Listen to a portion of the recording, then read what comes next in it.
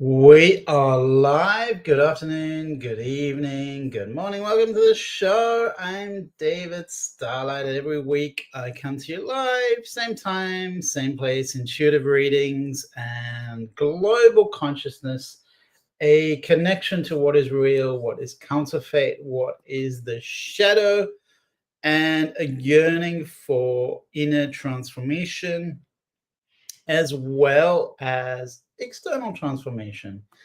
During this broadcast, you can support my page by sending stars, a digital gift that helps me to earn money. So a little bit of information about me. I grew up in Africa. I didn't set up to build a business. I went through a lot of travel experiences working in many, many different countries, something like 10 countries at this point. And I became a global healer, a global practitioner, a wellness practitioner, a healing practitioner of the healing arts. So I delved into a lot of different pathways, Taoism, Buddhism, and certain wellness therapies, including yoga. Hey, Marianne, welcome to the show. How are you? Including yoga, including nutrition, nutritional medicine, herbal medicine.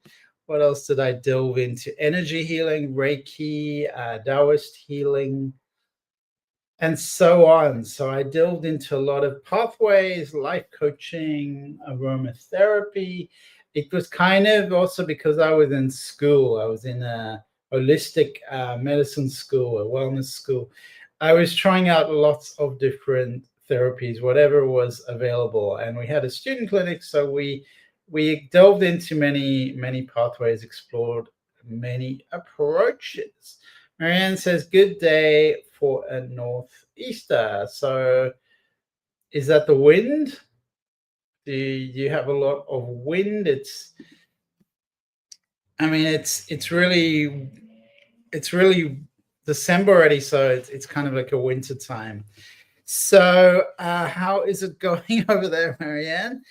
And so I was telling you a little bit my origin story, my founder story, lots and lots of travel. And in subsequent years, I have been studying mental health, studying Buddhism. Actually, I have a master's degree in Buddhism and a master's degree in mental health. So my role as a teacher is about spiritual mentoring, contemplative practice, contemplative psychotherapy, and evidence-based trauma work and contemplative practice. Marianne, good day, Australia. Good morning, Australia. Rain or snow plus wind. Rain just stopped. Wow. Well, it's pretty gray over here. We were having a bit of rain, which was kind of nice to get some rain the last day. When was it? Yesterday. Yesterday was a pretty rainy day, but then it cleared up completely and became sunny. So at the moment we're a little bit overcast and gray. So often this time of year it gets very wet and rainy, and then you have these glimpses of sunshine. It can get pretty hot as well, because it is, technically speaking, it's summertime. So Marianne, we're on the opposite sides of the planet. I am here in Australia. So let me know any questions, comments, anything from last week you would like to explore, discuss, lived insights, authenticity, and resonance. I was talking to it wasn't actually a friend, it was the mother of a friend. And we had this connection, this family connection, because it was a good friend of mine growing up, and she moved to Canada when I was 13. When I was 13, she moved to Canada. And so we've kept in touch a very long time. I think she must be around 80-ish now. And we were talking a lot last night about my background, my family background, my childhood background. So I was actually up quite late, and I think I was thinking about certain things about childhood. And I really a topic I specialize in, a topic I'm passionate about is childhood wounding.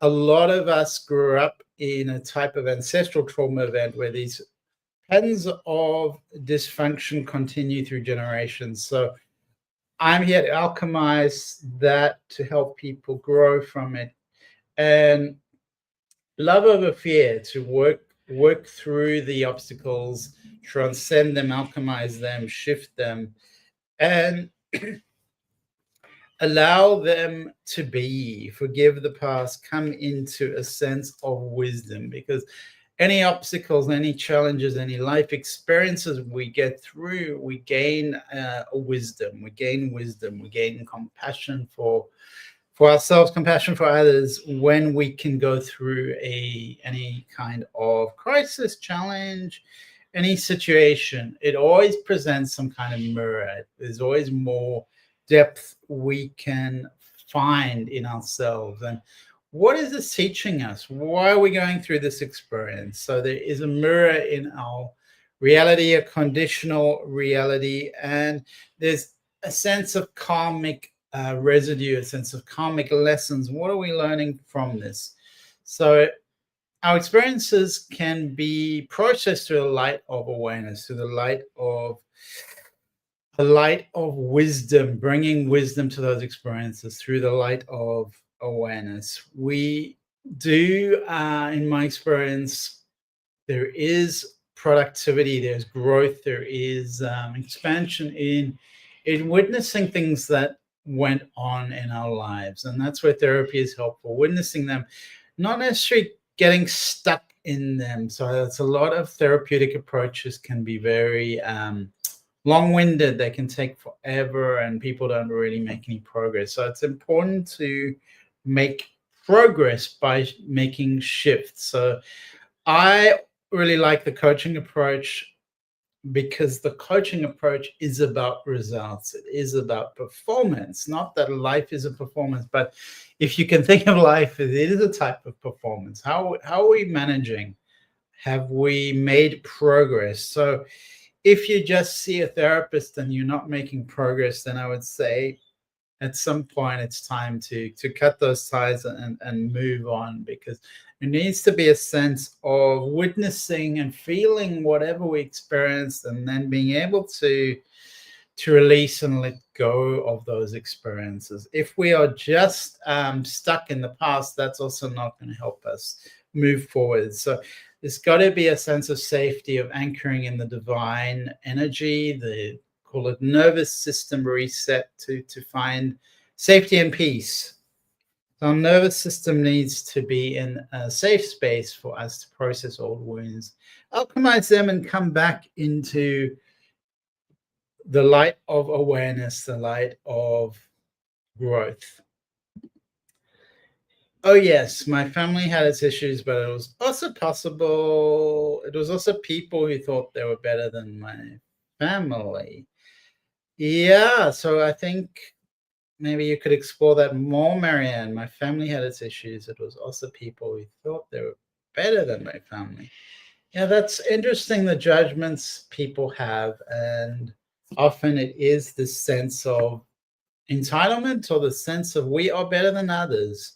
We are better than others. So we're never better than others. You know, we're all on a different pathway.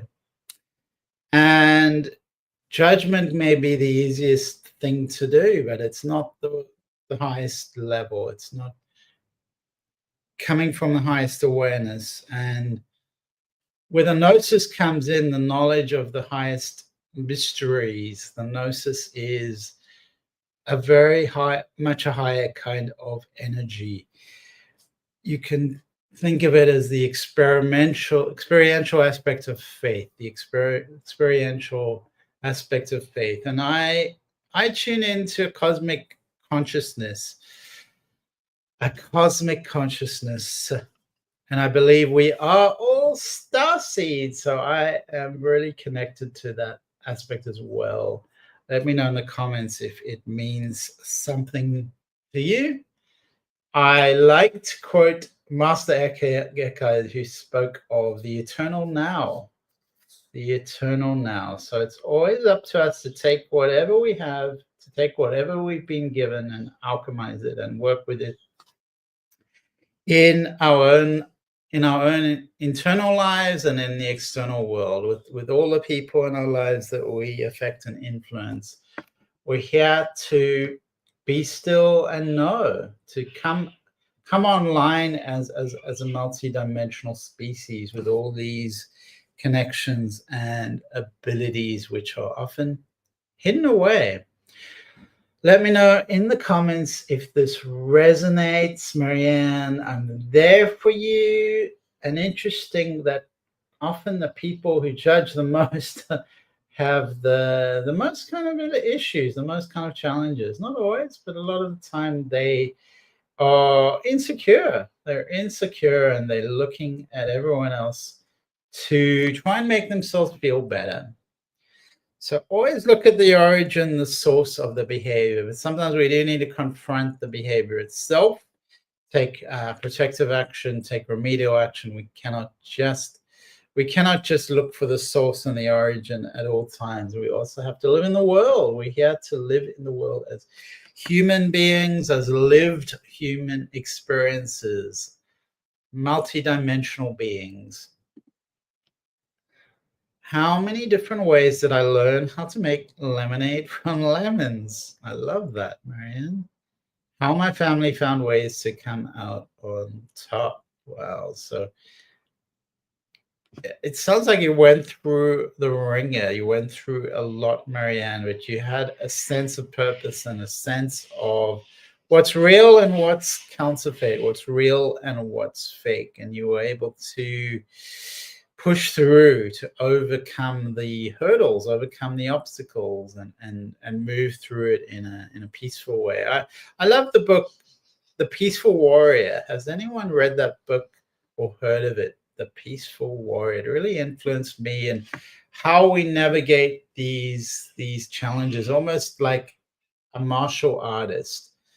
I had the fortune, the blessing to spend a few months in China studying martial arts, studying Chinese martial arts, wushu, qigong, tai chi, and some of you will know me from my tai chi or from my qigong. From my qigong lessons, my teacher always laughed at me when I said I wanted to teach qigong. He always laughed at me. One of my masters, I was actually in 4 different schools in China, so I spent quite a bit of time and exploring different pathways. And over there, it takes years to become an expert, to become a master. And really, the idea of teaching as a master is someone who's immersed themselves in this practice for years. So I'm very much a beginner in martial arts. I explore and I play with it. I don't take myself seriously, that's for sure. Marianne says, P.S. You're Not Listening by Eleanor Craig was my go-to book. Read it age 10. You're Not Listening. I don't think I've heard of that book, Marianne, so I'm really curious to hear more about that. I wonder if anyone else who's online also was influenced by that book, also maybe read that book. For me, I remember Dibs in Search of Self. I don't know if you are familiar with that book, Dibs in Search, and that was very impactful for me. It really made a lot of sense. Dibs in Search of Self. I remember at a later age coming across Viktor Frankl and finding that an incredibly powerful pathway. Viktor Frankl, Man's Search for Meaning. Man's Search for Meaning. So has anyone read that book? I was probably a teenager when I read that, and it really impacted me strongly. Dibs in Search of Self was a big one, and Man's Search for Meaning, Viktor Frankl, and Logotherapy, which is about meaning. It's about finding meaning in your experience. They call it existential psychology, existentialism. Hard to Find, A Year in the Life of the Special Education Teacher and the Students of Her Class. That would be really fascinating and must have been so ahead of its time. Now that kind of thing is it's in the public, it's in the sort of collective knowledge or collective consciousness. People are aware of these special needs, but growing up, people were completely unaware. I had special needs myself, and no one gave a damn.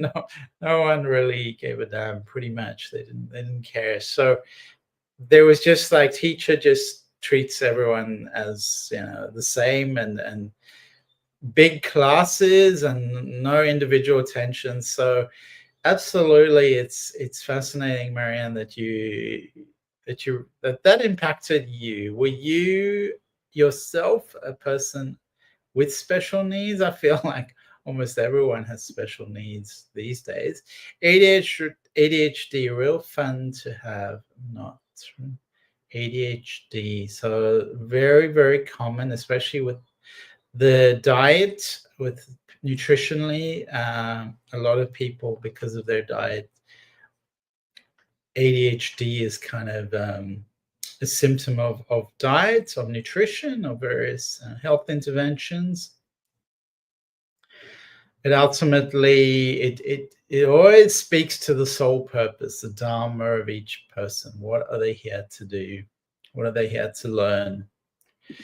So, Marianne, you had a lot. That sounds like an amazing book. Anyone read Dibs in Search of Self or Man's Search for Meaning? Viktor Frankl.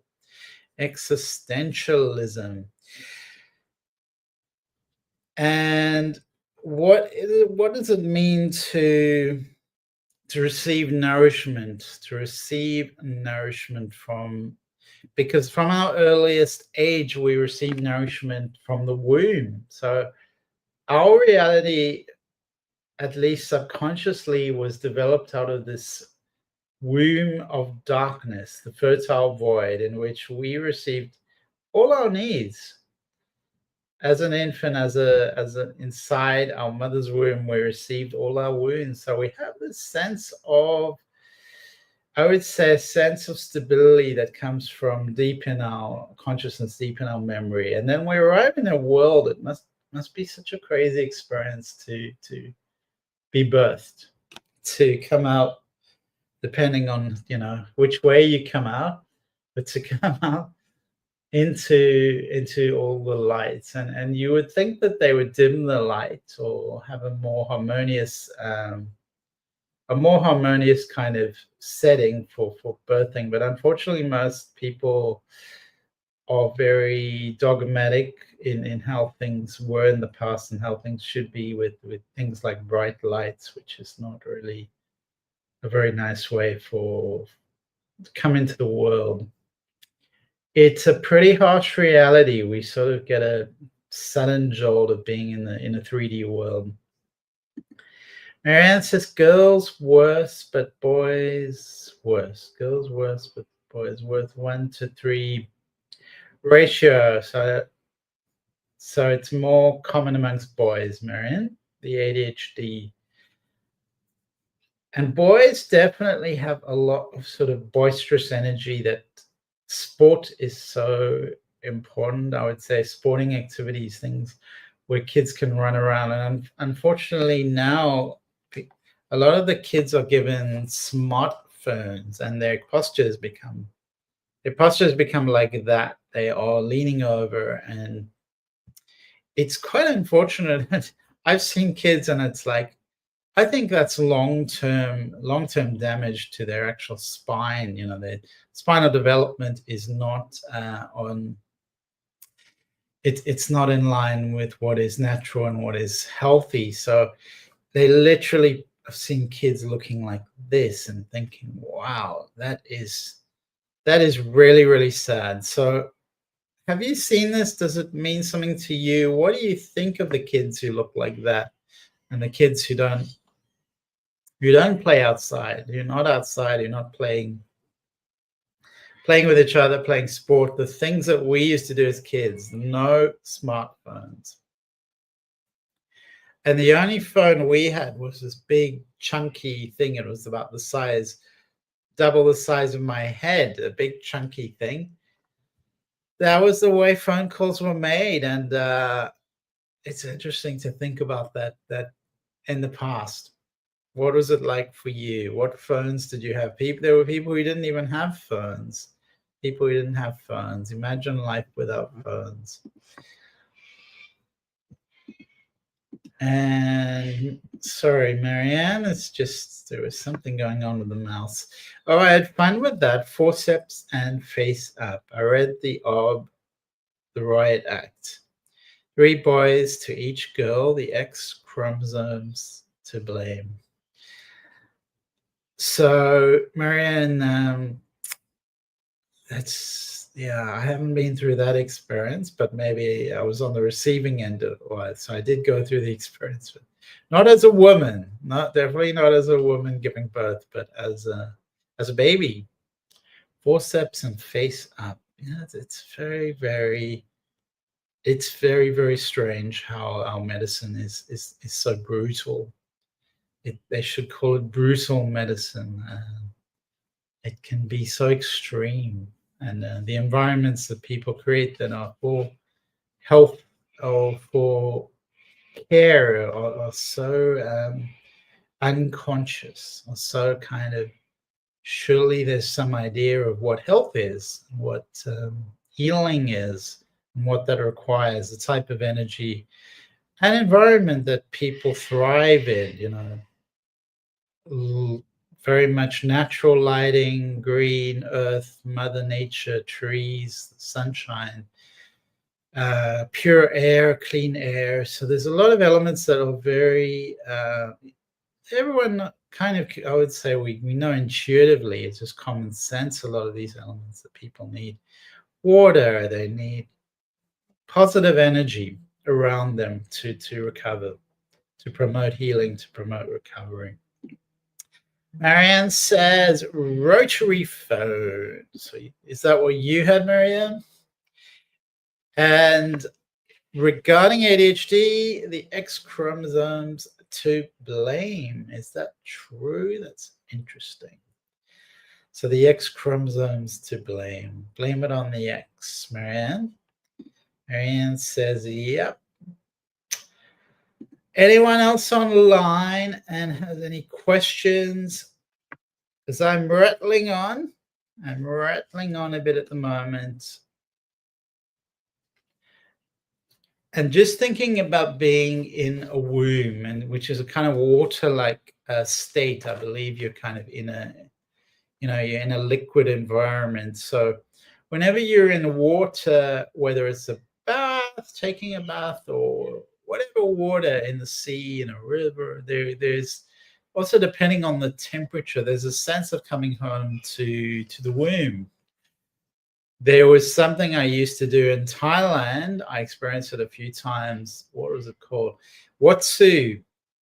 Have you ever heard of Watsu? Watsu is a treatment in water, where the therapist is in the water with you, and it's set to body temperatures. I think it's 37.5 degrees or 37, 38 degrees. It's set to body temperature, and so you're in this womb-like state. There's someone else there holding you, and they usually put flotation devices around the feet and the legs, so you are kind of lifted up, so you can completely let go.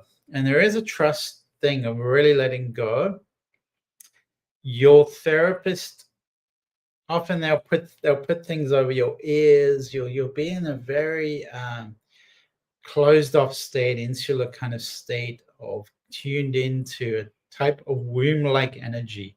And then your therapist can move you around, can hold you, I've had sort of even kind of treatments where they do Bowen therapy, for instance, underwater or in the water, and they can move you along. You can move with the water. So it's very beautiful, very tranquil.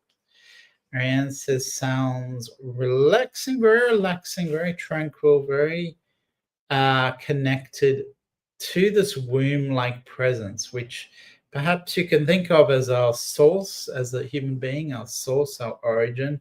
Of course, our soul goes way back, much further than that. Whereas our soul origin, a lot of us feel connected to the stars, perhaps, starseed origin, and perhaps we have had some readings or insights or seen extraterrestrial vessels or had connection with extraterrestrial species, which may have been woven into our experience, woven into our childhood even. It could be something in the imaginary realm, something that we were astral traveling as kids, perhaps, imagining other planets, other life, and going into these kind of journey-like consciousness experiments where we explored other planets. So for me, it has been part of movies. It has been part of movies. So there is a lot of this consciousness in humanity. Can you see how close my sisters will move to? They are stressing me out. I'm sorry to hear, Marianne. What's going on with them? Are they just stressing everyone out? So we are just going to pick a card about this energy, Marianne. Because there's always some kind of lesson, some kind of representation that is emerging.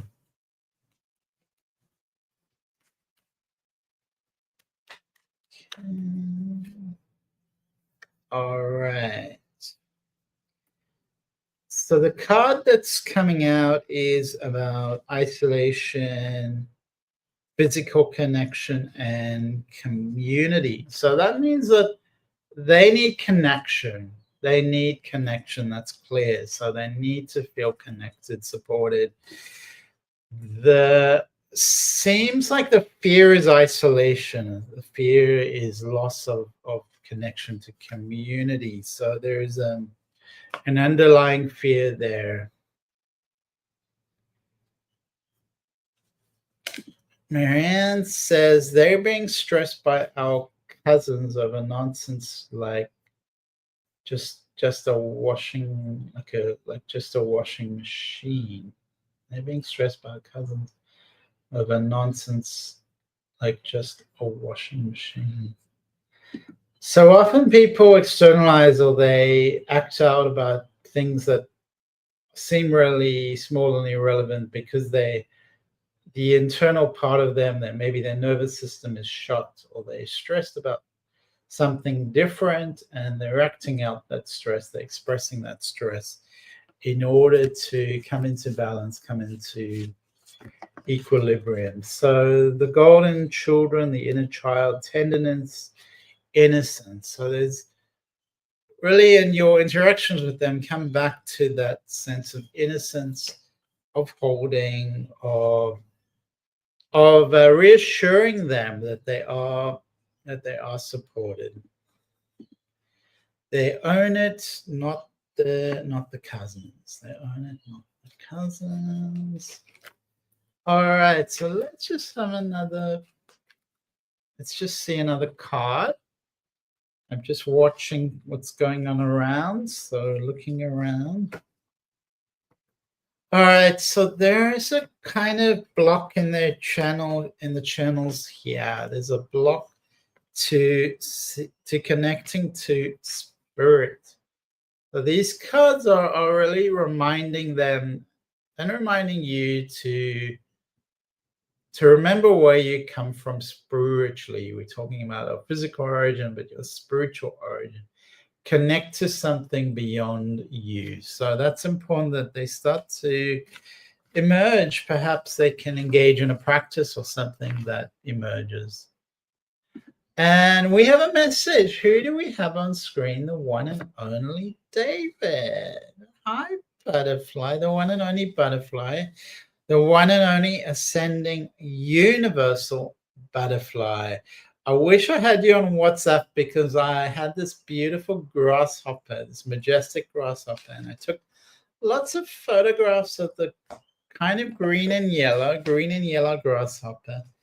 And then I realized there's a new thing in WhatsApp where you can AI it. So you can take say a picture of a grasshopper and make it into a little what do you call those things? It's the little I don't know what you call it, but you can make it from a picture. You can make it into a little thing, a little thing like a meme or something like that. Very easily. I tell them to hold on. Holiday time is hard when it comes to home hunting. The unit waiting for them will open up in January. Yeah, so really connect to spiritual sustenance, get back into their spiritual practice. Reconnect is what I'm getting for them, Marianne. Really reconnect spiritually, tune out of all this sort of chaotic stuff that gets in the way. So Butterfly, you're there. How are you? How is it all going? Thank you. A couple of weeks ago, you wrote beautiful comments in YouTube. It was really encouraging. And Butterfly says, I love grasshoppers. Beautiful. All right. So we are delving into a lot of different areas today. If there's any kind of resonance or anything that really makes sense to you, please do write in the comments. I was mentioning books that had influenced me and books that were meaningful to me. Are there any books that particularly stand out to you that really resonated? And I remember now, I don't think I wrote it on the screen. I wrote it now. It was called The Sacred Warrior, Dan Millman. And this book really, really resonated. I was able to meet the author, and eventually they made a film out of this book, which starred Nick Nolte. Nick Nolte was in the book. And Dan Millman, he did a workshop. He came to Australia. He did a workshop, and he was very inspiring. And I found the whole story such a wonderful thing for particularly kids, for young men. I would say young men, young boys. What a wonderful book. I'm not a girl, so I couldn't say if that would be inspirational for them, and I'm sure they could also enjoy it. But it had a very masculine kind of essence of standing up and becoming a man in the world, and all the lessons that came with it. So, inspirational book. Is there any book that's really influenced you, that really shifted how you felt about the world, maybe about how you felt about yourself? A Butterfly says, always a pleasure, David, to be in your presence. Well, thank you so much, Butterfly. I have a question for anyone who is tuning in, and it is about retreats. Is there a particular idea that you feel would be most resonant, that would be most compelling for people to focus on? Because the idea that came to me was rebirthing, and that seemed like a strong element of going back to the womb and coming into the world again with this energy. That really resonated with me personally. I've read the book. It was so inspirational. That's amazing, Butterfly. So Butterfly read the book. What's been inspiring you lately? Because I feel for me, there were so many books that inspired me, particularly in that age group from being a teenager to my 20s. There was just so much that lit me up. And now it's like I'm living the life, and there's less that I find as inspirational, as life-changing, as evolutionary. The Sacred Warrior, Dan Millman. So the other book that I'm thinking about was called Celestine Prophecy, and I also went to the workshop. What was his name? The author. What was his name? Redfield. James Redfield. So James did a workshop as well. He also came to Australia. So there I was in Australia, my two favorite books, my two favorite authors, and I got to meet them and spend time with them and go to their workshop. Celestine Prophecy, James Redfield. So that was a really powerful one. He wrote a few books, so it was a bit of a series. That at the time was just so inspirational. I think so many people were reading it, talking about it. It was all about energy, putting out your energy, connecting to the energy around you, not just thoughts or ideas, but actual energy. Putting your energy out there, Celestine prophecy. So is there anything that inspired you, that put you on the path, that awakened you, that was particularly inspirational, was particularly transformational, seemed to have all the answers for you, perhaps? Let me know in the comments section what was lighting you up and what would light you up. That's the big question. What was lighting you up? And is there anything that would light you up? Because here we are at the end, coming to the end of 2025, and it's another year has flown by.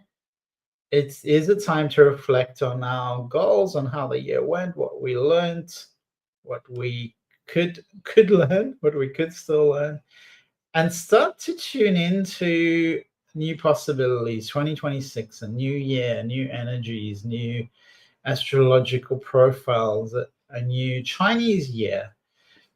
What Chinese year are you? Does that impact your life? Does that have meaning? Do you follow Vedic astrology? Are you into Western astrology? It is something of an art and a science. The tapestry of the stars, the architecture of the universe, and all the energies do influence us. Butterfly says, David, I find so much inspiration in all the saints. My soul, I feel, is searching for more and more ancient knowledge. And that is truly amazing, searching for gnosis. And is there anything specific you would like to share, Butterfly, about the sacred dimensions, which is the unseen world? And often talking about it almost diminishes it. It almost kind of brings it into sort of a narrow thought form type existence, whereas the expansion of that knowledge is truly infinite, truly limitless. The sacred dimensions, the perfect now, the vast void of expansiveness, the Christ consciousness, the indwelling of spirit. And in Sufism, the heart turned towards the beloved. I may get the title wrong, but if you mean I'm not crazy, lazy, or stupid. Dr. Edward Hallowell, his own discovery of navigating his own ADHD. Can a retreat teach the quitting of the mind? That's a great question, Marianne, and it would depend on the process. There are things that do help. There's a lot of things that do help, a lot of strategies. However, it would be a temporary thing, not a permanent thing. If you want to actually quit the mind, then arguably that's not really possible. So yes, certain types of meditation and exercise really help, so we can shift our being. So that was the book. I'm not crazy, lazy, or stupid. Was that the title of the book, Dr. Edward Hallowell? So your fascination is ADHD. That's something really that resonates, Marianne. ADHD. Yeah, there's definitely strategies and things that help. And being neurodivergent, a lot of us relate to this idea of being neurodivergent. It's become really common and more understood. Neurodivergence. It's essentially being different from the sort of normative or mainstream ideal or way the average person is. Neurodivergent means you're a little bit different in how your mind operates, how your mind sees the world, which is a great thing, arguably a great thing. We need that. We need those kind of people. Otherwise, we'll just get the same kind of reality, the same kind of reality a lot of us see around us, which may not quite work for pretty much anyone on the planet. Doesn't really work for the animals, doesn't work for nature, and doesn't work for making people happy. I know if I empty the thoughts, I get inspiration, possibly prophecy. That's inspirational, Marianne. Definitely the idea of emptying thoughts and being able to receive prophecy is something in many traditions, many prayer forms, many practices, and perhaps Butterfly can also mention some practices that really helped her. Butterfly says, I do love retreats. The real test comes when you step past the threshold. Is that the threshold of the mind, Butterfly? Which threshold are you referring to? It's chaotic being neurodiverse. I'm the equivalent of throwing a curveball in baseball.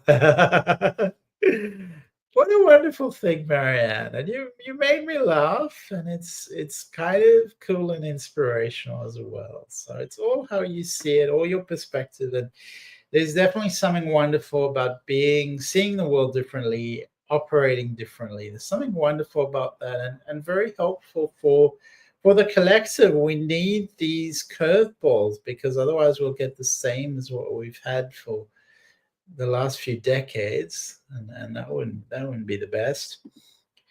It can be chaotic depending on what flavor of neurodiversity you are expressing. Butterfly says of the mind, absolutely, David. So I have had this idea for about 14 years of holding retreats out, because I worked at a lot of retreats. And that's been something that's lasted 14 years, and I'm still yet to really bring this out into the world. I went through many different creations or different aspects of retreat being very much a spiritual awakening type of experience. And then the more I'm living in the world, the more I'm kind of, well, mainstreaming myself, perhaps. I'm mainstreaming myself and going, oh, well, this should be for everyone. This is, and less about practice and more about being, more about spaciousness, which is what people really need to get away to digitally detox, to get away from all the Wi-Fi radiation and the constant chatter of the smartphone, the constant checking your device, checking your messages, what's coming through, what's happening in social media. It's addictive, and it really blocks creativity. It blocks us from our creative spirit. And Butterfly asks a great question. That's asking a great question. Do you think retreats are a form of escapism? You know, Butterfly, that reminds me of my parents. Yes. And it's a great question. Where you said that, I'm like, oh yeah, I remember that. So I remember that idea. I don't believe that retreats are a form of escapism, but like anything can be a form of escapism. So it depends on what is real and authentic to you, what is your soul path, and how you're using it. So, like food, how are you using the food? Are you using it with reverence, with devotion, with kindness, with love? Are you imbibing that food with love? Are you appreciating that food? Is it through that intention, through that consciousness, it becomes nutritious, like medicine for the body? That if you have a throwaway kind of attitude to food and through the impact of our behavior on the environment and on animals, then it is escaping from reality, escaping from consciousness, escaping from love. So there's so many aspects to that question. And for some people, I would say, when you say escaping from what? So if someone is struggling with the world or unhappy and they go on a retreat, is that escaping from their suffering or their struggles? Not really. They're gaining a new perspective, gaining a new view, perhaps finding safety. A lot of ADHD people, they don't manage to find a sense of peace in the city kind of environment. The cities are not designed by people with generally a lot of consciousness in connection to the natural world, to what is healthy and vital for human beings. So noise pollution is not part of thriving. It affects us. We are sensitive to noise energies. It is pollution. So being away from that is healing in itself. Practicing silence is healing, but anything can be a form of escapism, Butterfly. Marianne says, think staying off the superhighway and staying on the local roads, you put different things together, colors and sounds. Staying off the superhighway and staying on the local roads, you put different things together. Yeah, absolutely. There's a whole different dimensional experience when things slow down or stop. And there's so many cultures that have some kind of Sabbath practice, Sabbath, and that's coming back to the origin, coming back to the simple practices, slowing everything down. Here we've had things like power failures, and we didn't have power, and it was actually a gift in appreciating power that we often take for granted. Maybe we take the power for granted. And also coming back into less technology, away from computer screens, away from phones, away from all the stimuli. Interesting when you said that, David. I received the word hideout. Yeah, in a way that can be a good thing. It really depends on how you use this idea of retreat and what your intentions are. And your soul path, for some people, I would say that's their soul path, to hide out in a retreat. It's a lot of people devote themselves, at least, for instance, Buddhist monks, they devote themselves to practice and they live a retreat existence. A retreat-like existence is a lot of them live at retreats. There's different religions who follow that kind of order.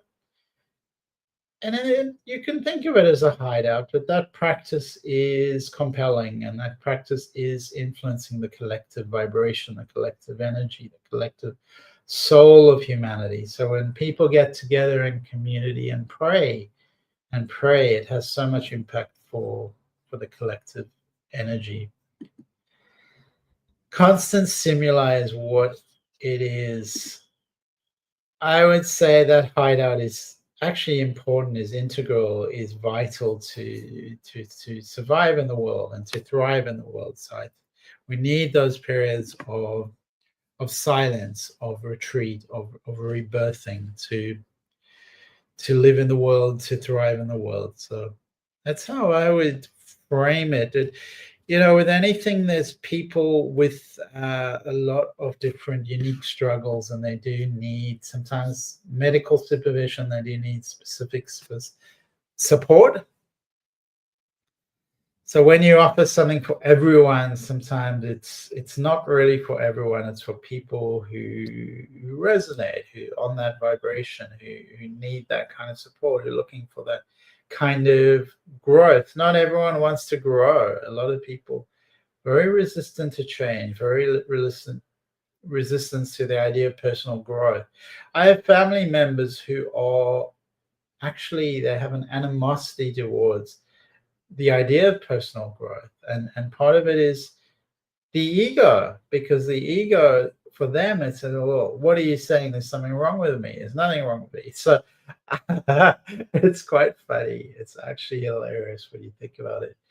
People do take themselves too seriously. Me too. You know, nothing is so serious. We just sort of amorphous physical structure, or I guess we have some. It's not all amorphous, but our soul is just a light. Our soul is light and consciousness.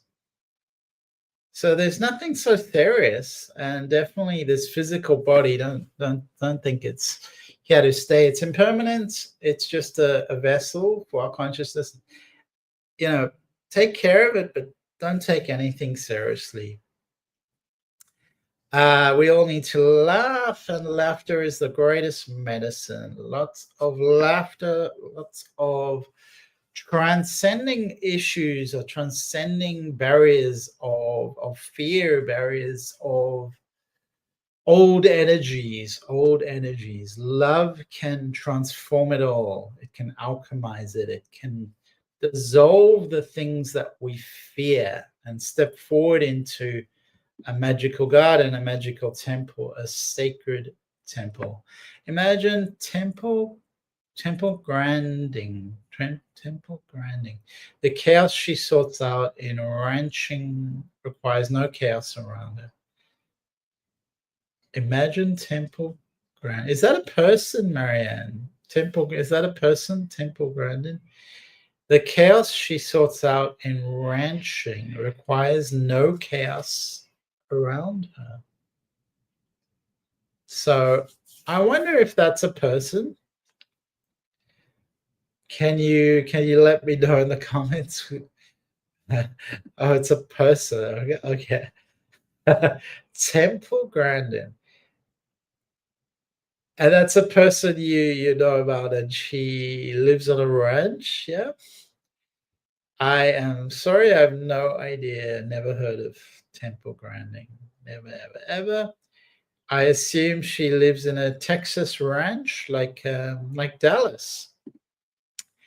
Shifting and sieving through adversity. Laughter is a form of refining.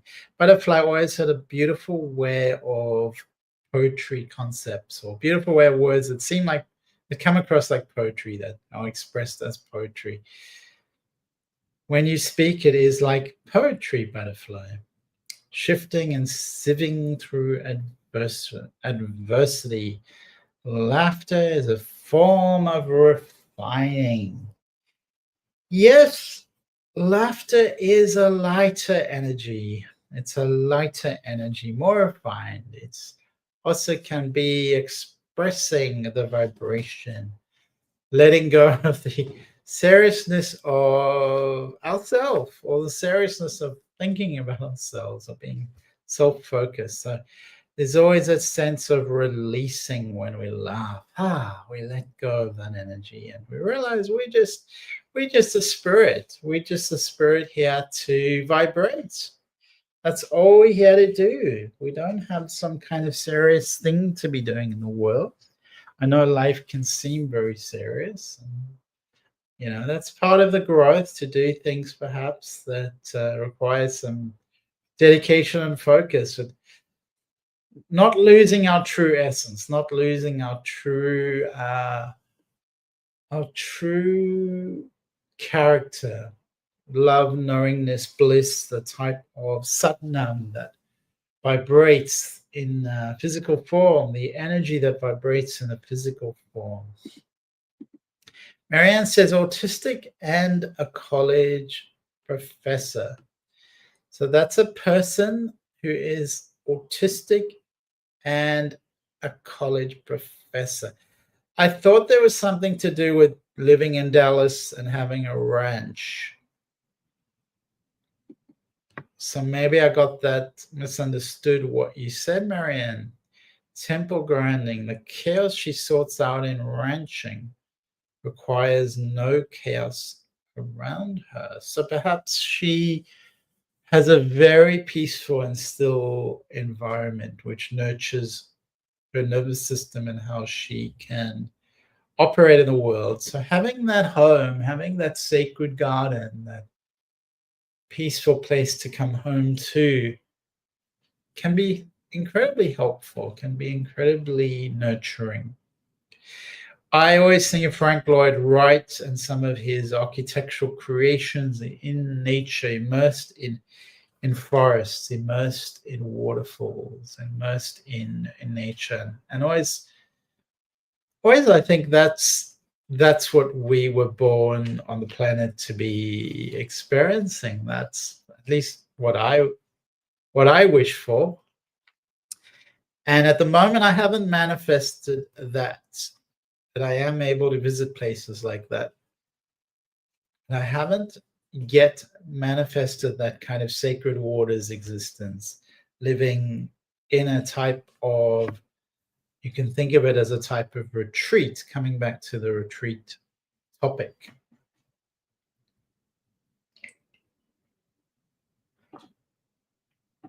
Remember to take a deep breath, a sacred breath of communion, remembering your presence, coming home to yourself, and walking through the heart portal into the beloved, the sense of inner peace, soul, refinement, source, divinity. We may experience God as embodied souls in this physical realm, realizing that God exists whether we see her or not. She is present in the unseen world, embodied in this world. And we are here as gatekeepers to come home to ourselves and walk through the heart's portal. Please do connect with me online. If you found value in this class, please do like and share. Come back next week, same time, same place. Looking forward to seeing you all and connecting with you all. Wishing everyone a beautiful day, a beautiful evening, wherever you are in the world. Butterfly says, before you go, anything specific, Butterfly? I was just going off in, I was just finishing things off, Butterfly, and it was like a kite. I was just floating off. And all right, so just reminding you that